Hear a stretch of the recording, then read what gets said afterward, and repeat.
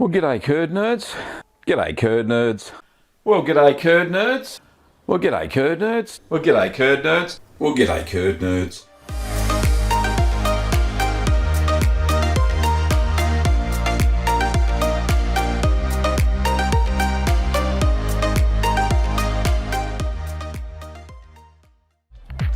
G'day curd nerds. Welcome to Ask the Cheeseman. Oh, music's too loud.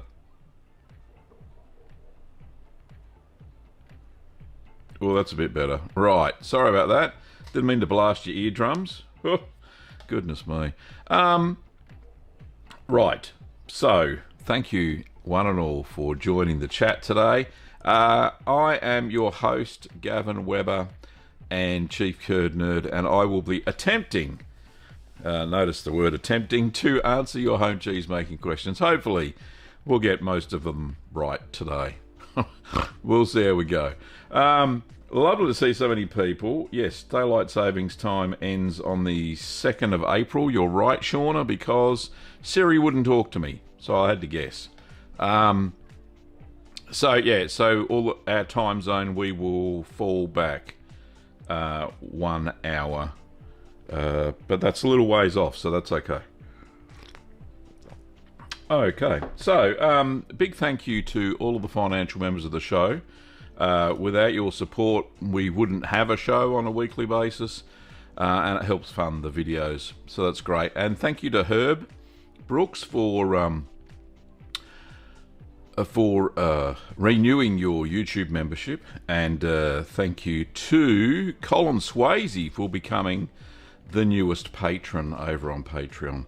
All perks are listed on both places, and you get early access depending on the level of your financial support. So yeah, all good fun. So thank you so much.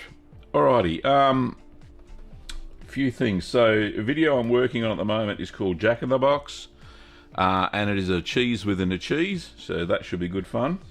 And taste test I'll be doing today is Vegemite cheese, and I'm hoping to get that edited and released for Monday morning my time, so that'll be Sunday afternoon in the Americas, I think. And for those who didn't know, it was Kim and my 26th wedding anniversary on Wednesday, so that's why we didn't have a live stream there, but it was great fun. We sat out by the pool and had a little barbecue thing that we got. Works on gas, and we just cooked up our meat. It's like a teppanyaki barbecue. And yeah, it was great fun. We had fun with the doggos. Wouldn't leave our sides, obviously, because there was food within their grasp. Yeah, so cool. Thank you so much, Kim, for a lovely evening. It was so much fun. Okay, yeah, and the day was good. We actually took the day off, so we didn't work that day. We caught up on the orders on Thursday and got them all out. Also, for those who don't know, it's a long weekend here in Victoria, where I live. So we got tomorrow off as well, which is nice of the Victorian government. Isn't that lovely? So we get a day off for Labor Day, celebrate the 8-hour day. So yeah, so I won't be working much tomorrow. I think I'm doing some more videos, and a little bit of gardening, so that'll be lovely as well. Anyway, let's say good day to so many people. So first person was Patricia, really early, and noted a correction on the thumbnail. It was fob, not fob. I fixed it up to Patricia really quickly. G'day to Shauna. Lovely to see you. Indigo, g'day Indigo. Jim, as always, thank you for being a member for 39 months. That is a marathon effort. Thank you so much. There are a few others that might beat you. I think look, Patricia's been around for like 48 months, and so's Ruth. So very cool. Annoying fan. Hello Heidi, how are you? Lovely to see you. Stanley, g'day Stanley. Katerina, hello Katerina. Titus. G'day Titus, and Michael and Jenny, Jeff and Heidi, hello both of you, and lovely to have a chat the other day, Jeff, it was really cool. Cool Cat, all the way from the United Kingdom. Welcome. John Bennett. G'day, John, and we'll get to your question in a sec, mate. Valerie. Hello, Valerie. Daryl at Gooseberry Hollow. Who else we got? Alnon. G'day, how are you? BJ. G'day, BJ. Jeanette. Evan. Who else? Nicola. Hello, welcome to all of you. Where are we? Habib joined us all the way from Lebanon. Thanks, mate. Welcome. And Charlie and a few others. Let's have a look. We've got Charlie and the Kurd Nerd Light. It's is it supposed to go off? What's going on? It's been a while. Why is it not going off, Jim? Let's fix that. It's a bit slow. There we go. Just for you. Pirate of the North, Andre, mate, g'day, and Nikos from Greece, and the Rising Moon. Love to see you all. All right. The flashy light didn't work. I don't know why, Jim. Anyway, thank you so much for your $2 super chat. Appreciate it. I was having trouble with the automation this morning when I was testing it. I thought I'd fixed it. Maybe I haven't. But anyway, we'll see how it goes, mate. We'll see how it goes. All right.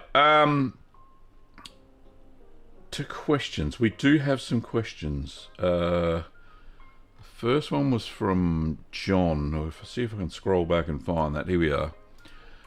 Okay, there we go. John says, Gavin, can I make buttermilk out of my goat milk to make farmhouse cheddar using the buttermilk as a culture? Yes, you can.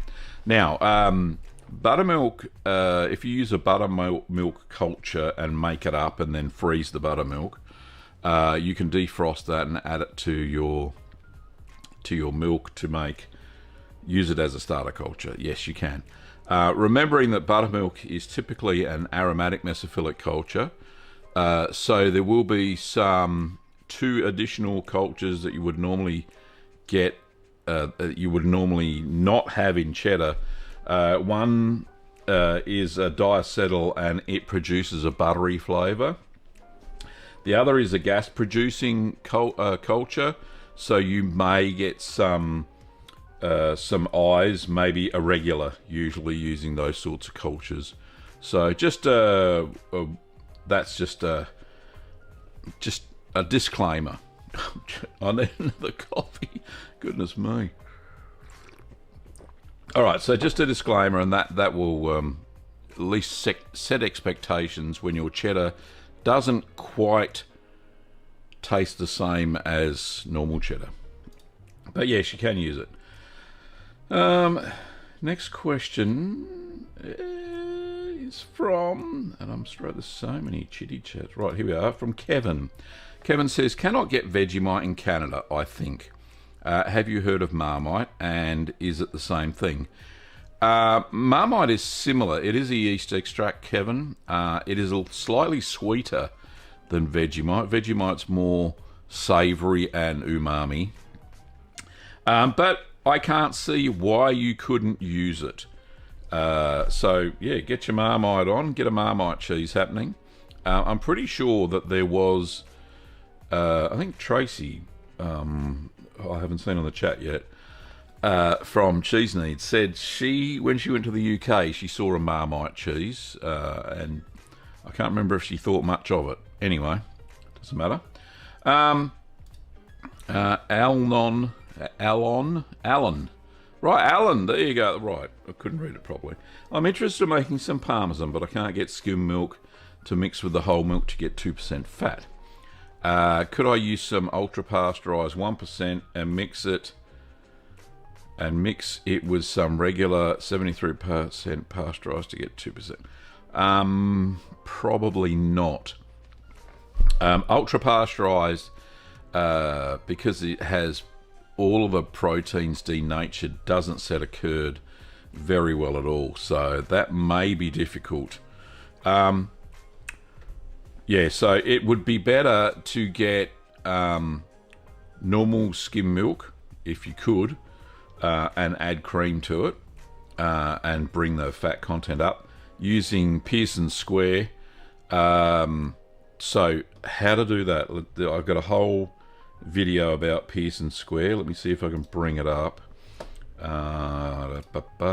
Oops. Slightly slipped there. There we go. Right, so over on the channel page, we'll do a little bit of a searchy.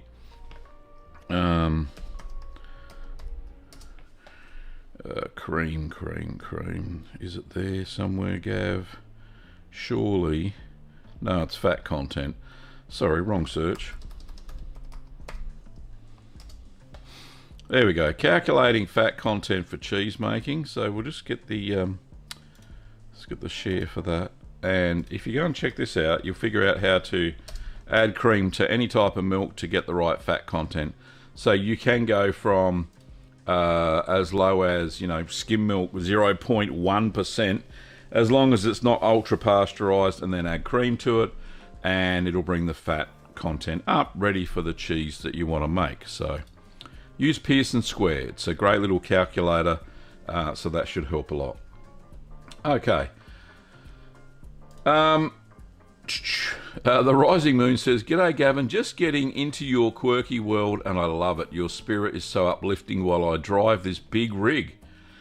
Oh, cool. So, how you watching, or are you just listening? Whilst you're driving, I hope you're not watching. Oh, the Rising Moon. So, yeah, very cool.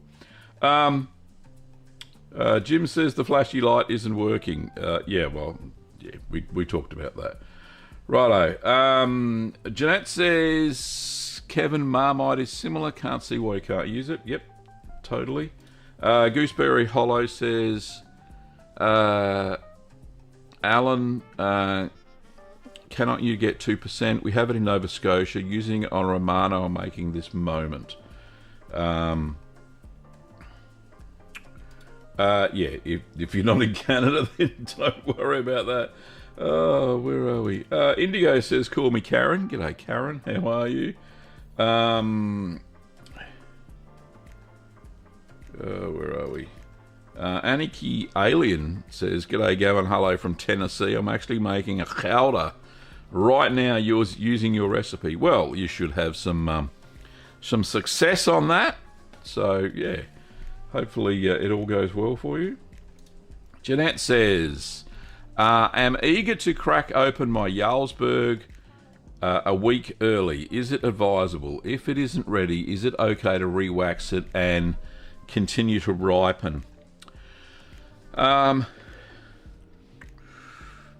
Yeah, if it's not ready, then if the eyes haven't formed, Jeanette, hopefully it should be swelling.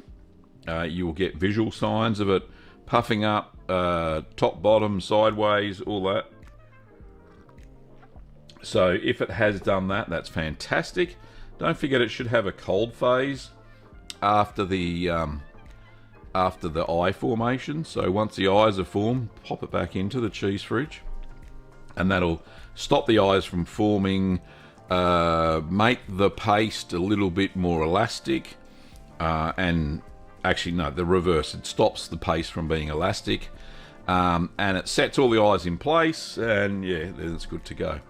If you crack it open, like split it in half, and the eyes haven't formed, then the eyes are never going to form after that.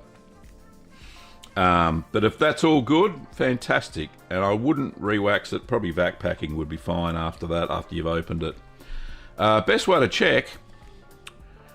Do they check? Yeah, you can check it with a cheese trier. Something like, do I have any here? Goodness me, where did I put them? Here we are. So, like a cheese trier or a cheese iron. Hang on, I'll put that in front. And pop it into the side of the cheese, pull it out, see if there's any eye development. You can always put the plug back in, which is good. And then you won't have any troubles with, if it's not ready, then it should still develop the eyes. So, and the gas won't escape. So, all good.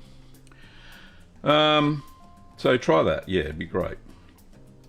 Andre says, and I think I'm you. Oh, okay. Why is that not working? The curd nerd light is not working, but here we are, Tracy, just for you. Thank you, Tracy. I'll get to this question in a minute, Andre. Cheese needs. Tracy says, "I think I'm muted. I'm here every week. Lol, it's my me time." Indeed. Thank you so much for that $7 Canadian. It will go a long way. Back to Andre, Pirate of the North. A few Ask the Cheesemans ago, a question was asked about the oldest aged cheese. If that has not really been answered, but a 40-year-old cheddar was sold in Wisconsin, oldest to date commercial cheese. Oh, there you go. Well, that seems to work all right. Yeah, that's amazing that they could actually sell a 40-year-old cheese. It'll be all right. I don't think there'll be any issues with it whatsoever. Obviously, there's not because they're eating it. So, yeah, very cool. Thanks for that info, Andre. Appreciate it. Karen says, yes, there's definitely a Marmite cheese here in the UK. There you go. Totally confirmed. Jeanette says, oh, I've had to re-wax it twice as it cracked open. It's at 13 Celsius for the last 2 weeks. Yeah, perfect. So if it's cracked, it'll be okay now, I think. If you're going to open it a week early, that's fine, as long as the eyes are developed, as I said, Jeanette. So you should be good to go, mate. Herb says, oh, hello, Herb. Love to see you, mate. Love my cheese trier. Handy. Yeah, they are. I think one of the first times I used mine on the channel was the Gorgonzola, just to check whether there was blue mold in it during the taste test. And yes, there was, and it was lovely marbling, so it was good. Jeanette says it's only a wee cheese, only 10 litres of milk. That's fine. The Jarlsberg recipe that I normally use, I think, is only 10 litres as well, and it seems to be fine.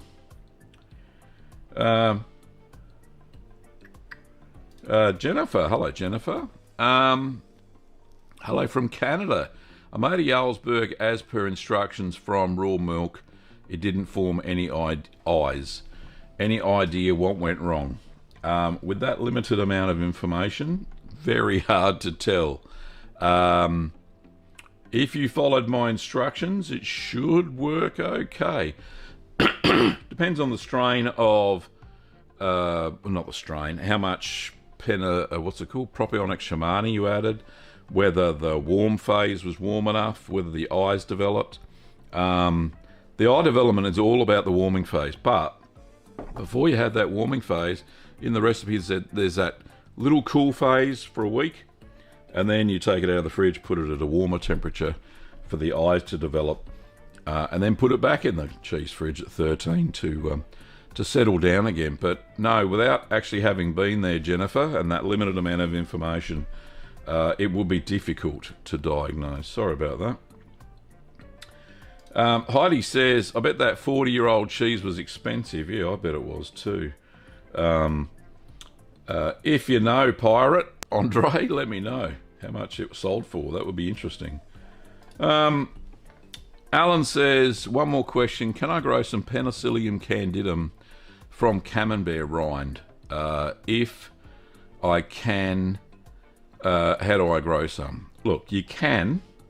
The best what people do is cut a bit of the rind off of a camembert, dissolve it in some warm milk, and then add it straight into the into your batch of milk that you're making the camemberts from. However, it's a bit hit and miss. Sometimes it works, sometimes it doesn't. I would use the freeze-dried molds that you buy from cheese making supplies personally, because it's a known quantity and you know it will work if you use it before the best before date. Can do it, but I couldn't guarantee success. John says, I'm sorry, I didn't mean to be annoyed, just wondering if I can use homemade butter to make hard cheese. Yeah, I already answered that, John. Maybe you missed it. Yeah, the answer is yes. Yes, you can. Scroll back and yeah, it's there. Jeanette says, I understand that the 40-year-old cheese is sold by the ounce as it's very strong and probably very expensive. Winston says, how to make cheese old. Oh, goodness me, Winston. I hope that's not a joke.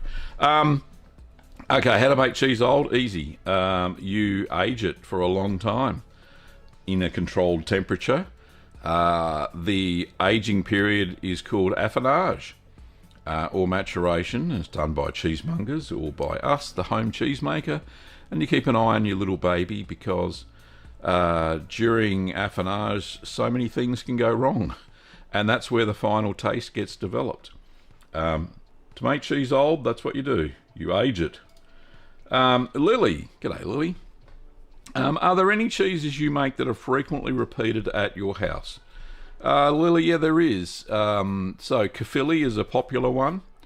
I also tend to use the farmhouse cheddar stir curd recipe a lot for variations on cheeses, and so that's a great recipe that I've used many times. Another popular one here is Cotswold, mainly because Kim loves it, so I've made that probably about 5 times personally.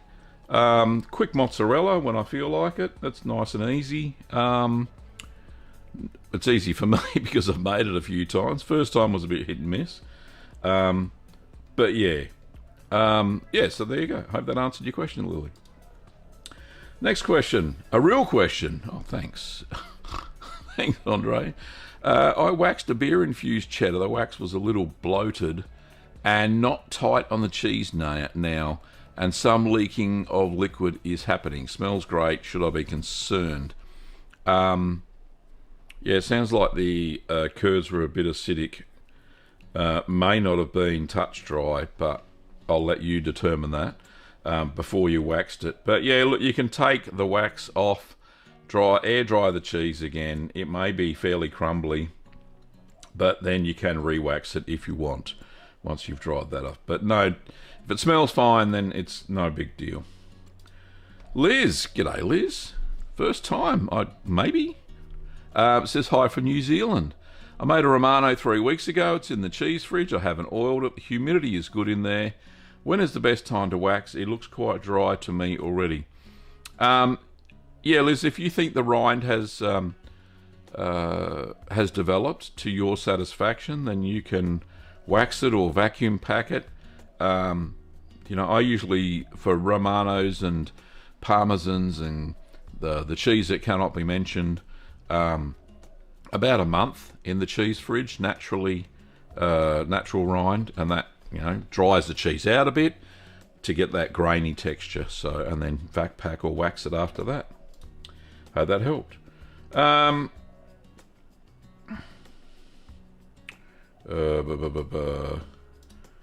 Katarina says cheese milks leap to immortality. Indeed, it is.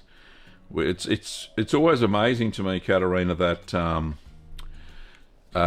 milk, which is such a perishable product, or was before pasteurisation anyway, milk has the ability to be converted into this solid matter that lasts for a long time and doesn't rot, which is one of the reasons, of course, they started developing hard cheeses. I think some of the first, according to Julia over on Cheese History, some of the first races or civilizations, to make the harder cheeses were the Romans. And the Romans did it for a very good reason, and that was to supply hard cheeses to their legions so they could carry the cheeses for long distances as they marched and conquered the Mediterranean and parts of Europe, of course. So yeah, the legionnaires carried their cheeses, added them to their stews and all that sort of stuff, and ate them where they could, and they lasted a long time. So there you go. Necessity, I suppose. Andre says a 25-year-old cheese was sold for $57 US per ounce at the same cheesemaker. I expect the 40-year-old cheese was likely to be a lot more. There you go. Thanks for that info, mate. Ralph says, hello Gavin, can I use Thermophilic C201 for Guido's Italian cheese? Yes, you can. So C201, what cultures are they? That's from New England Cheesemaking Supply. Let me just see if I can find it.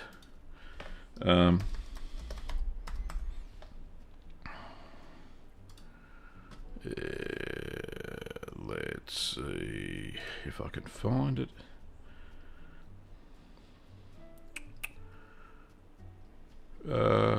One second. Right, so over at New England Cheesemaking Supply, Cultures, I thought this was their shop. Where's the shop part of it? Shop, right. Ingredients, Cultures. Right, oh, here we go. See, that one.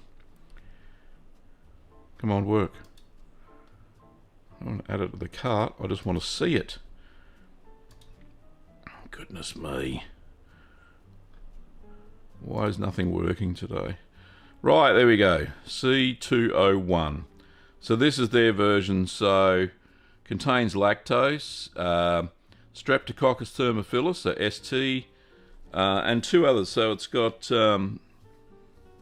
what's that? Diacetyl subspecies Bulgaris and Lactobacillus helveticus.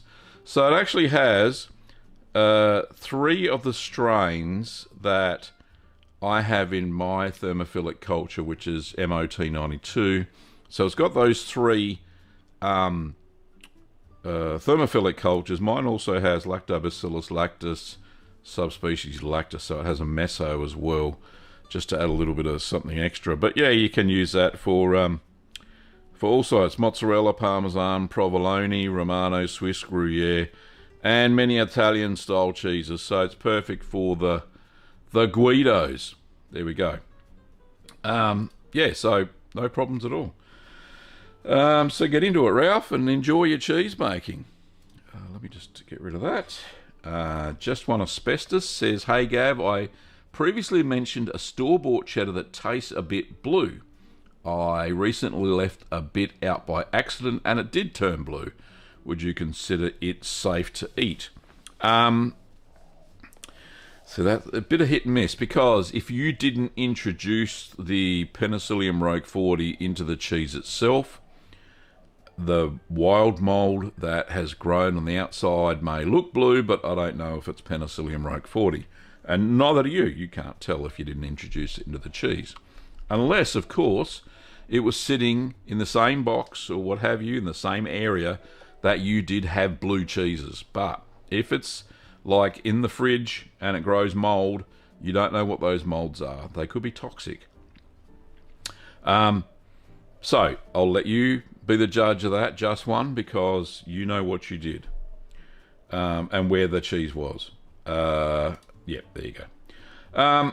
Heidi says, wow, so forgetting cheeses in my cheese fridge could be an advantage years from now, lol.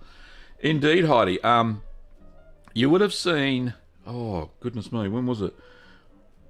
When I did the 12 hours of cheese, and I did that taste test, it might have been the first one, where I found a whole bunch of cheeses. Yeah, I had a double Gloucester that was 7 years old. It was just amazing. So, and I'd forgotten about it. It was right at the back of the cheese. I know I've only got a small cheese fridge, but goodness, I got quite a few cheeses just sitting in there in halves and vac packed for, you know, rainy days and that sort of stuff. So, yeah, it is it's an advantage to yourself, not because you can sell it at a big price, and I doubt you'd be able to sell it unless you've been certified by whatever dairy association you've got there and gone through all the hoops. But yeah, it's just great yourself. It's great to eat. It's a great little discovery. Nick says, hey, I've been watching for a while and want to have a crack at making some cheese. I'm also in Victoria. What store is the best for supplies? And do you have any recommendations for raw milk cheese? Hey Nick, thanks for watching, mate. Yes, I do have a recommendation. My store, Little Green Workshops. Let me just bring it up. Goodness me, what a treat for you, because we're also in Victoria. Here we go. So littlegreenworkshops.com.au, we have a comprehensive cheese making section. Gavin, our resident cheese making expert, has been making cheese at home and teaching people cheese since 2009. That's me. He has successfully made over 50 different types of cheese. Well, actually about 150 now, so... and runs a popular YouTube channel. That's me. So, we're actually taking cheese orders for many countries now. That's quite a little bit out of date, because I've just added in about 100 new countries to our shipping. So anyway, so all the cheese kits, there's an online course, all the cultures, rennet, equipment, baskets, ingredients. There are some cheese making books as well, some merch, some yogurt stuff if you want it, and a little bit of preserving stuff, not much. But yeah, so that's my that's our shop. And for instance, you can, if you want to get a comprehensive kit, you can always get the artisan cheese making kit. It's a little bit expensive, but it's got everything you need in there, including a little press and all the goodies. So yeah, artisan cheese kit's always good value if you're starting off cheese making. So there you go. That's where I get all my supplies. It's from my own shop. So yeah, very cool. Anyway, thanks for asking. I don't know if that was planted or, yeah, you just a newbie. That's great. Thanks, mate. And answered your next question. Are those Mad Millie starter kits a good way to go? Yeah, indeed. They are okay. I haven't had too many problems. I've made quite a few cheeses from the recipes that are in their books that are contained within the kits, so that's cool. Alrighty. Right, so we do have the gallery, and the gallery is always fun. Let me just bring it up. Lots of stuff in the gallery today. Here we go. Alright, so first pictures are from Molly Brown, and not to be confused with the unsinkable Molly Brown from the Titanic, but Molly Brown nonetheless. Thank you, Molly. Says, hi Gavin, here are some pictures from the gallery. I was quite busy this past Sunday making 3 small cheeses. I had 1 gallon of raw milk left from before the cows got calving today. The farm I get the milk from will not have milk for sale again until the end of the month. Naturally, the thing to do is to do with only 1 gallon of milk is to make 3 cheeses. Indeed. I wanted to try to make a 3-quart or 3-litre Bel Paese to see how well it would work in one of my cheese baskets.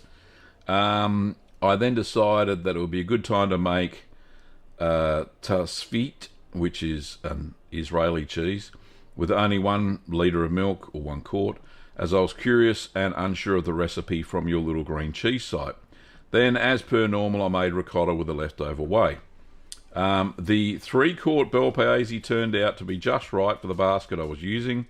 I was surprised at the yield I got from the 1 quart or 1 litre of milk from the tasfit.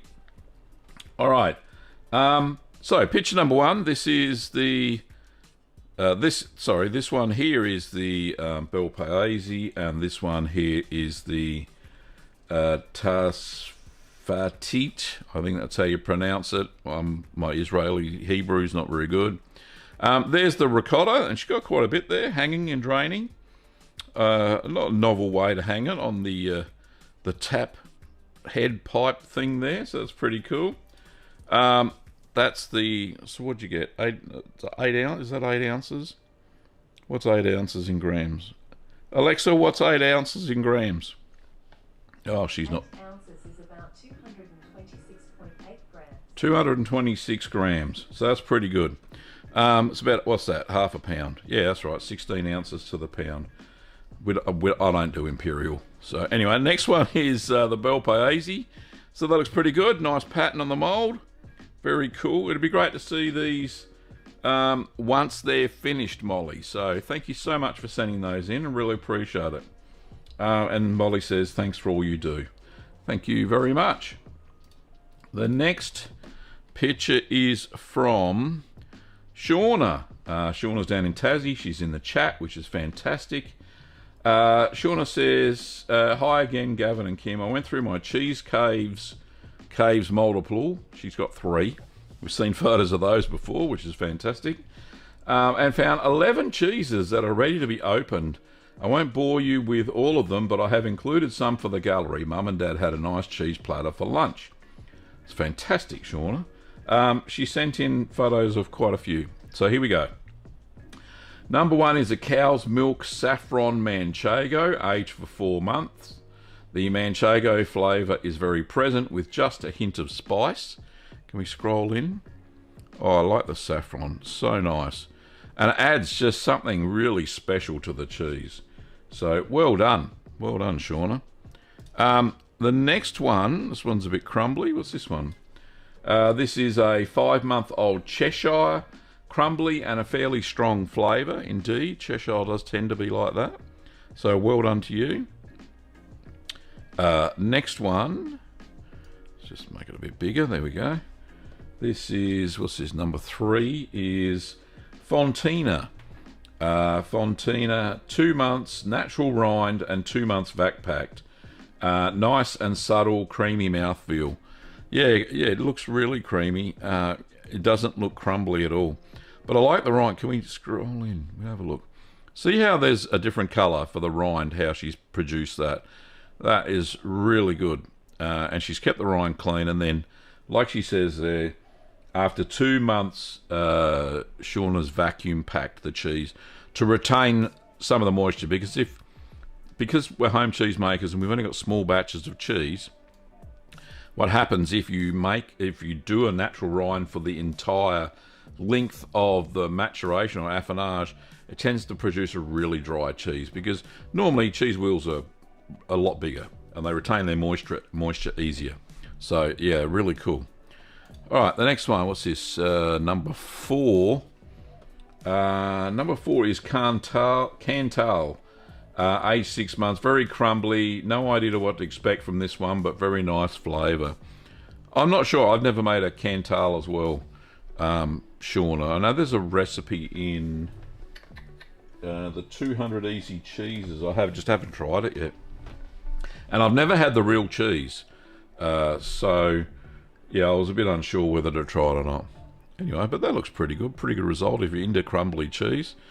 The next one is number 5. Yeah, this is a 2-month-old Howder.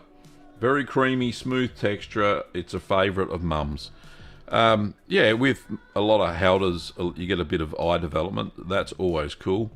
But it looks like a nice, smooth cheese. So, well done. It looks really good. Next one is this, number 6, is a 3-month-old dried Jack with the cocoa rub scraped off. Yeah, it's a bit sharp and bitter. Cocoa can be. Typical Jack flavour with just a hint of the cocoa rub. So, and yeah, they tend to be a little bit crumbly as well. So, because of a high acidification during the not only during the cheese make process, but during affinage as well. So that's really cool. Well done, Shauna. Do we have one more? There it is. And this is a 4-month-old Colby. Not sure, but it may be contaminated. Your thoughts? It depends on... Look, those eyes look irregular. There is some gas production. I'm not sure what culture you used. If you used MA 4001, then yes, there is gas producing cultures in it. If you used MO30, then yeah, that's a bit unusual. But you notice that the cheese actually hasn't swollen top and bottom, maybe a little bit on the sides. Can we see? Yeah, it has a little bit on the sides there because it's got some curve from the mould. Not from the mould itself, but from the cheese. Look, I don't think it is. I just think you've used a culture that has some gas, but I don't think it's. Yeah, I think it's okay. Have you eaten it? Are you still alive? Is another question. Probably not the most sane question, but yeah. But yeah, it's been contaminated with something, but I don't think it's harmful. But yeah, there is many schools of thought on that one. This is number 8. Yeah, number 8. This is Shropshire Blue. Day 5 and ready to rub with a knife to smooth the surface. On one happy camper. Yeah, but just be careful. It turns out very dry. Sometimes you need to repress it. Mine fell apart, but still produced one heck of an amazing cheese. There's the top of it there. But Shropshire Blue is one of those cheeses you've got to nurse. Something shocking. And last but not least, she said, Sorry to bore you with all of them. Not at all. I think it's fantastic that you send so many photos. Thank you, Shauna. And thank you for your time, patience, and assistance, Shauna. It's always a pleasure, Shauna. Thank you so much. We've also got one from Tracy over at Cheese Needs. Can I scroll in there? Oop, there we go. Anyway, let's get it in the centre of the screen. So this is another Shropshire Blue. Tracy says, "Hi Gavin, I made a Shropshire Blue following New England cheese making recipe and found similar issues to the ones you had. It was so dry it nearly fell apart in the smoothing stage. I had to re-warm it and press it again to get any kind of surface cohesion. I bought this cheese for the first time a couple of weeks ago, so I'm excited to try my own version. You certainly cannot get anything this exotic in Prince George in British Columbia. Thank you again for all your videos. You really are a treasure." Thank you, Tracy. Happy anniversary to you and Kim. Thank you so much. So this looks like early on in the process. It's not as blue as Shauna's picture. Can we go back? Yes, that's fairly blue. But it looks like it's fresh out of the press. It is. It does fall apart. It's so dry.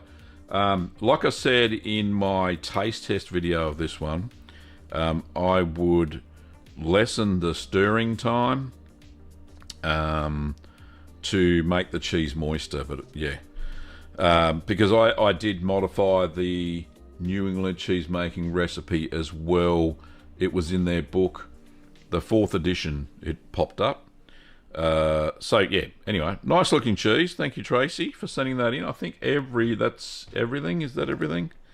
Yep, that was the last one.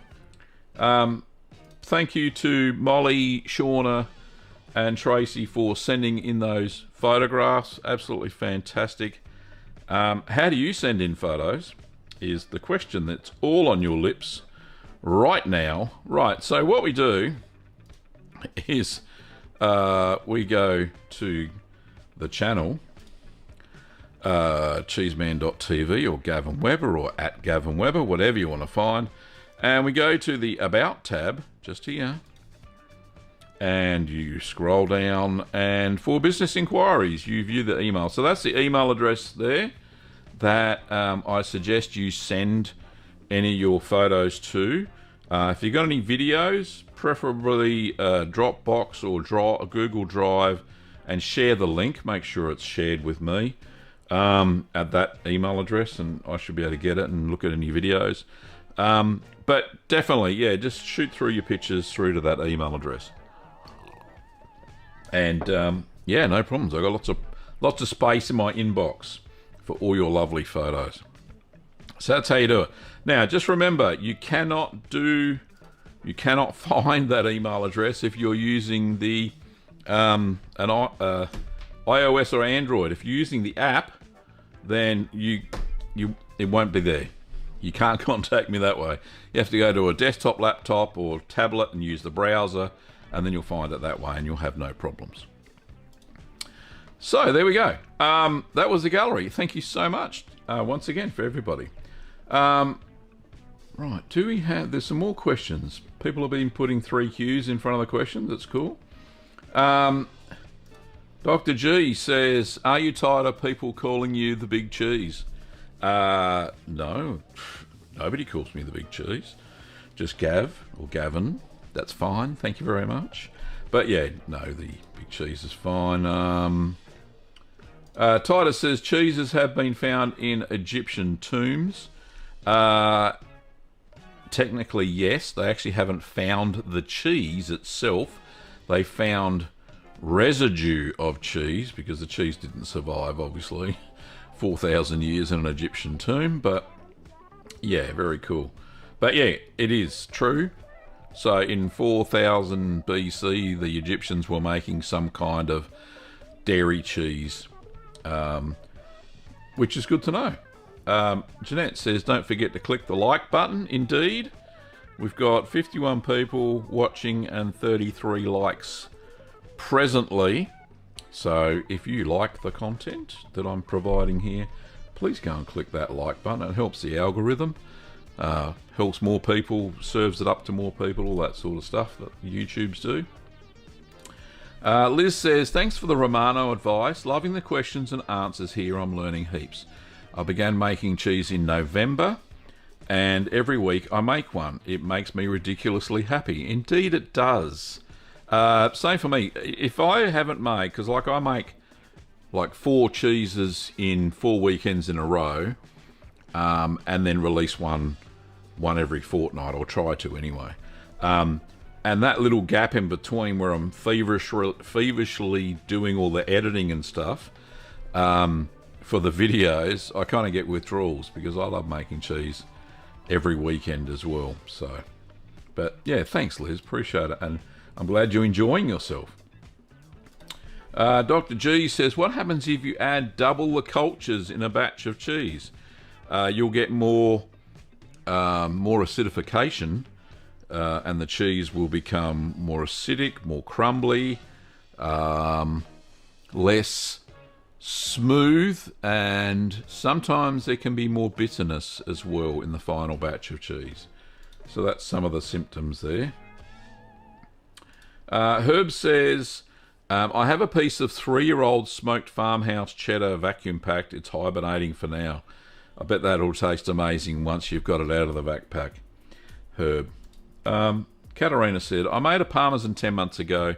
I want to age it longer, but I've noticed there's a little moisture under the wax. Cheese is firm. Should I poke a hole in the wax to let it drain? It's probably best if you pull all the wax off, Katarina, and pat it dry. Just check the structure of the cheese. Make sure there's no mold hiding under the wax. Sometimes it happens. As we recently saw last week with Patricia, she showed us that Penicillium roqueforti had snuck in through a imperfection in the wax layer. So probably best if you go and check that out. Just have a bit of an observation, and then like I said, make sure it's dry. Either pat it dry with paper towel and then re-wax it, and you should be good to go. Or you can wash the rind with a simple brine solution and then just let that air dry, and you should be good. Great question though, Katarina.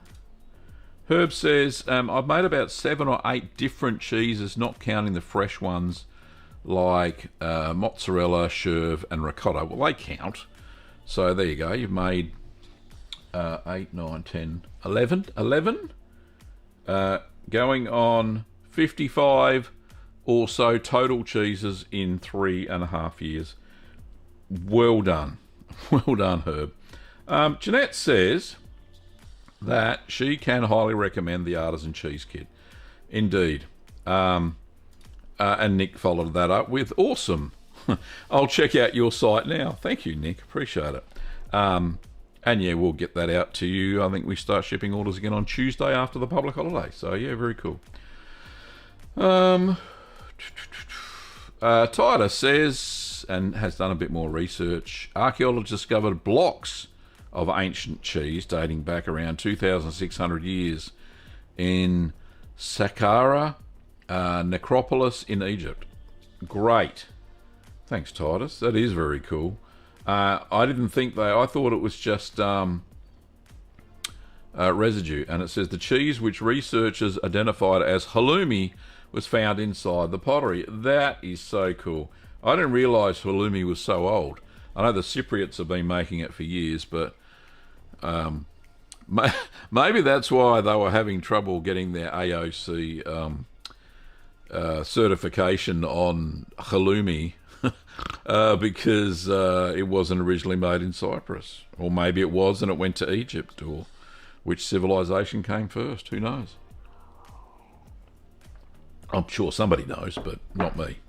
Anyway, Just One says, I'm guessing it was a bit dry. Yeah, not quite palatable, I don't think. Oh, goodness me. Anthony says, did you know when you ask Alexa things, mine answers? Oh, I didn't know it understood Australian. So, just for everybody, Alexa, play some funky cheese music. Funky Cheese, Outro, by Collect the House on Amazon Music. So, you've all got music playing if you've got Alexa now. Alexa, stop the music. There you go. Mikhail says, hello there, Mr. Gavin. Hello, mate. How are you?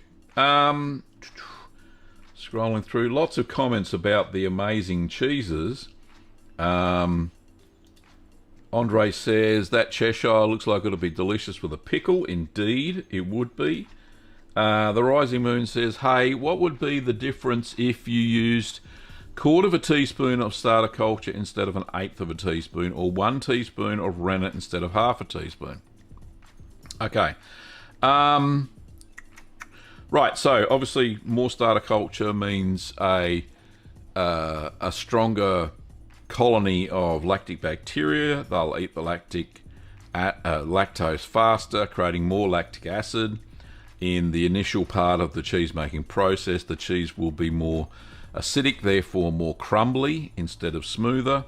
So that would be that would not be good. Rennet, even a bigger problem, because what happens is if you use too much rennet, it will lock in too much whey into the final cheese. And what things that can happen is during maturation, all that whey is going to go somewhere, because as it ages, it will then just, if you vacuum packed it, the whole bag will be filled with whey and you'll have this really dry cheese. And that's not not acceptable. What's the word I'm looking for? That's not, it doesn't work. Anyway, also your cheese will be bitter if you use too much rennet as well. So yeah, there's some issues that would happen. Great question though. Shauna says she did use MA 4001 on the Colby. There you go. So that's the gas producing, so it'll be fine to eat. And no, I haven't eaten it yet. Yes, I would eat it. No problems.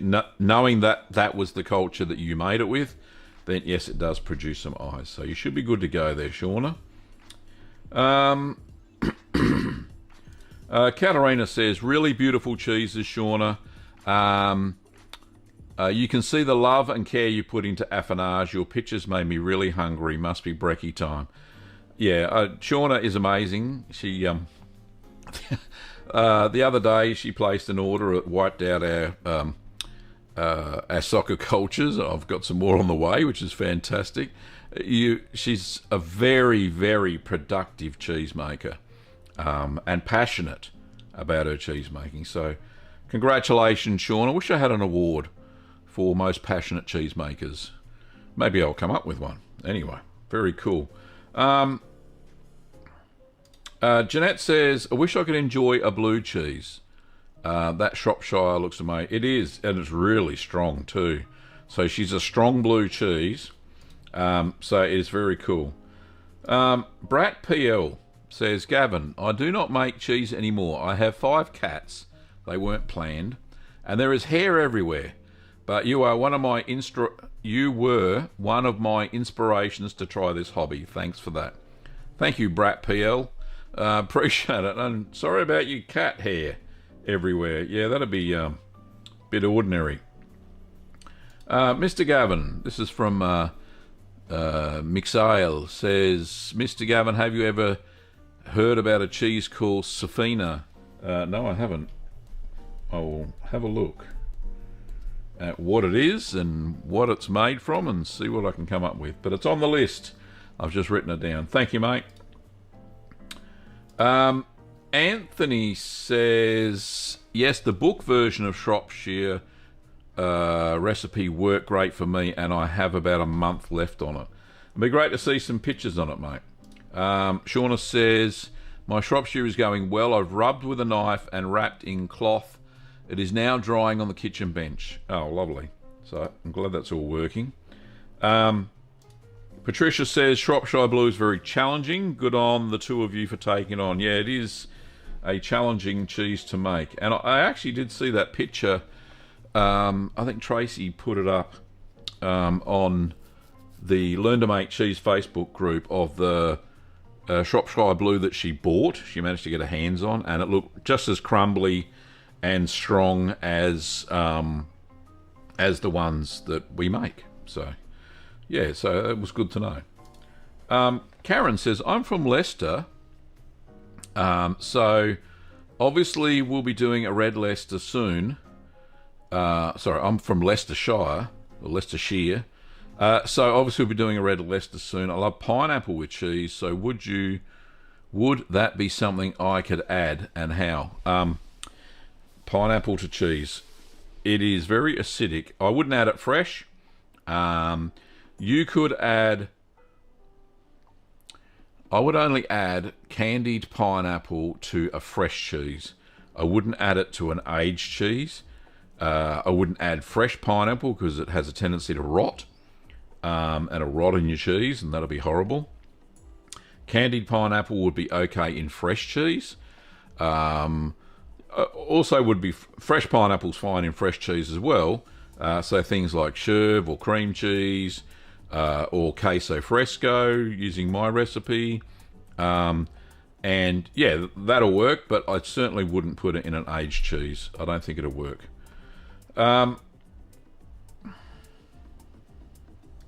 Always Right has a question. It says, can I use... What's that? Real Mon in place of lemons? Or do the phosphates for storage... What the heck is Real Mon?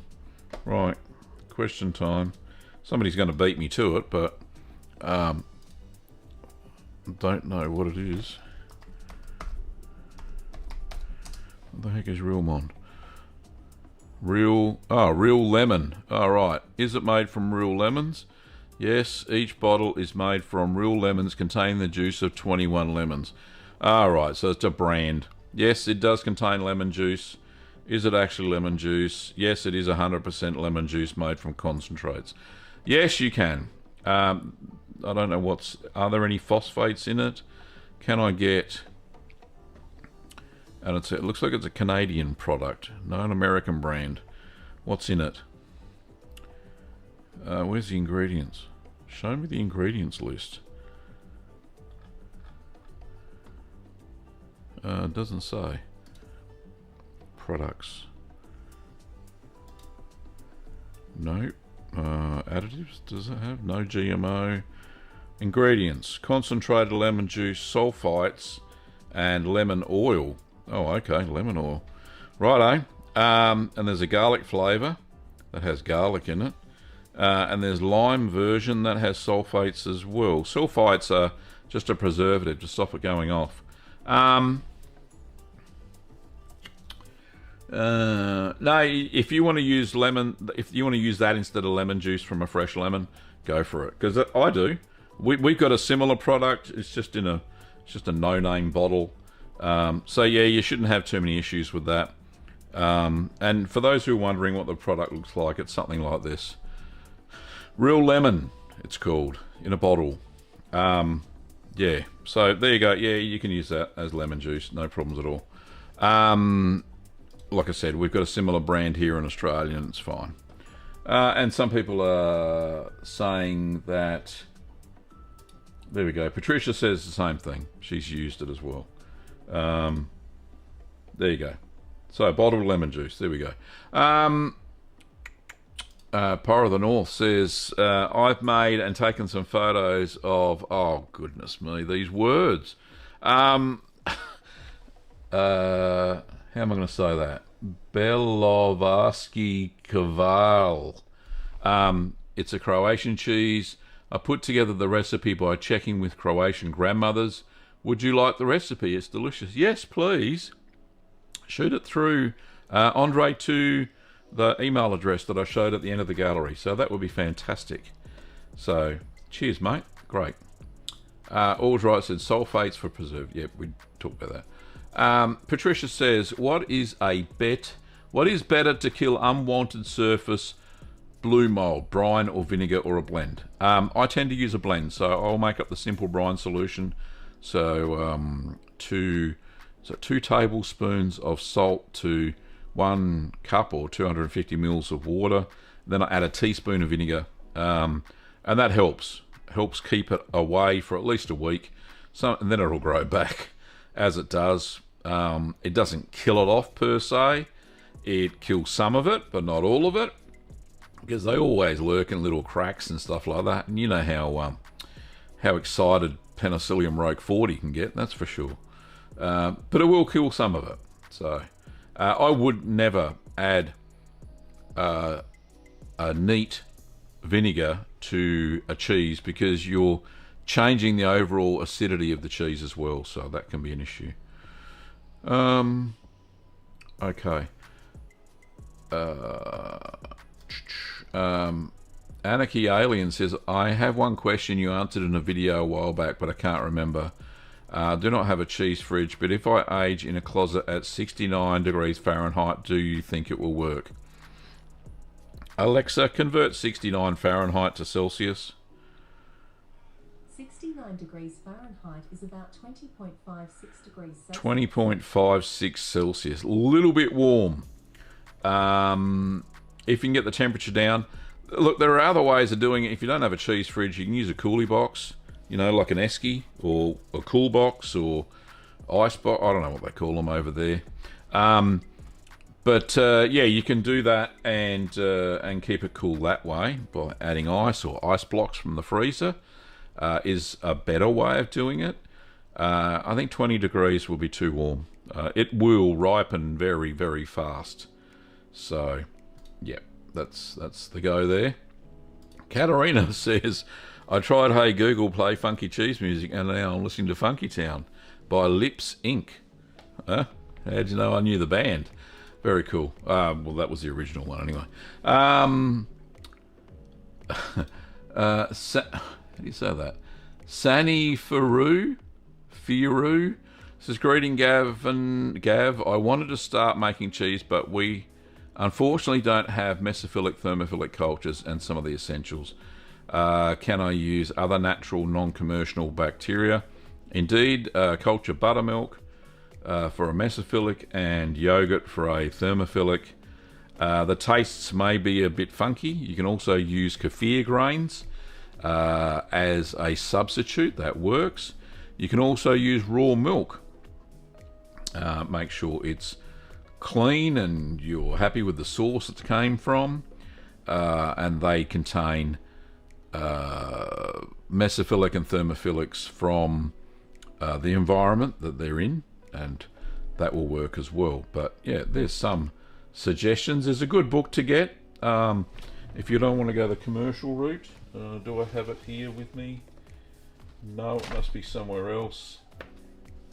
It's I don't know where it is.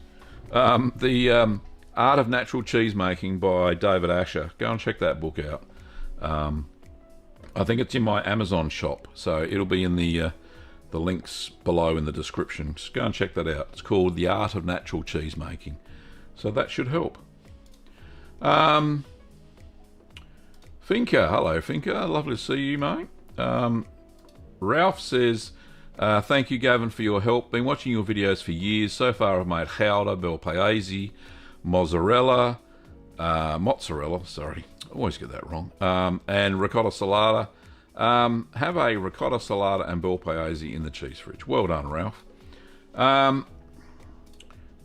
What time is it? Oh, we've gone over time. Goodness me.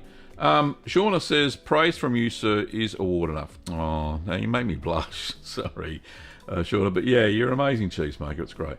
Okay, that's it. We have no more questions, unfortunately. Andre says, of course, not sure how to share it with everybody, but maybe Gavin can. Or is there a mailing list? A mailing list. Yeah, I do have a mailing list over at Little Green Cheese. Just to show everybody. Can we do this? Where's Little Green Cheese? Where are you, Gavin? Yeah, hang on. Just there we go. So if you go over to my blog, Little Green Cheese, there is a mailing list. If you go to contact me, which is up here, there is a list you can sign up for, and I sell. I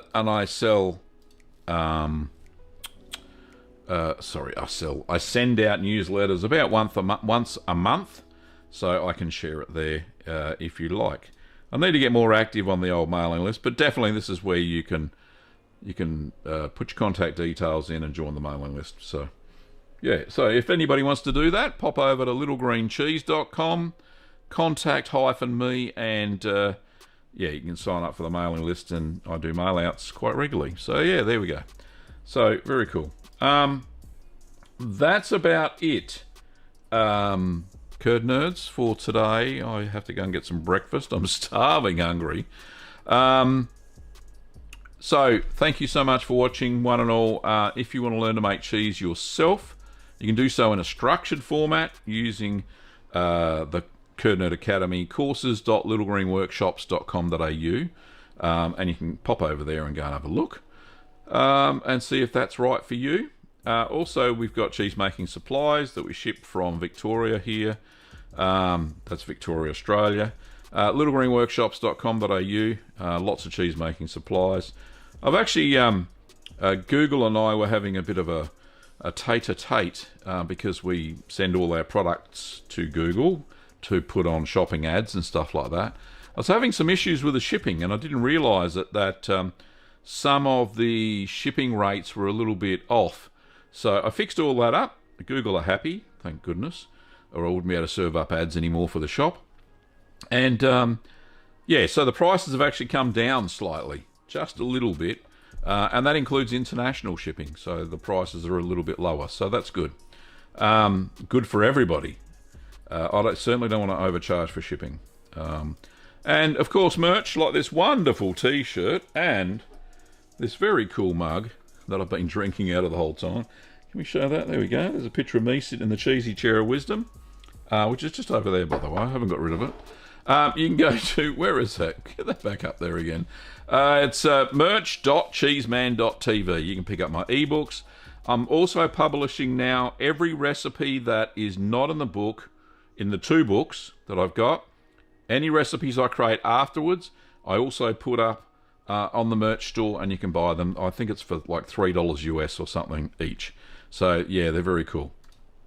So that's where you can get written recipes, and I put the link in the description in the videos when I release the new ones during 2023. Anyway, thanks for watching, Curd Nerds, as always, and fingers crossed there'll be a Wednesday night show. Don't plan on postponing it or anything, but yeah, it'll be great that it goes ahead. Anything unforeseen, I'll let you know in the community tab or the feed on your on the YouTube app. Anyway, thanks for watching, Curd Nerds, and I'll see you next time. See you later.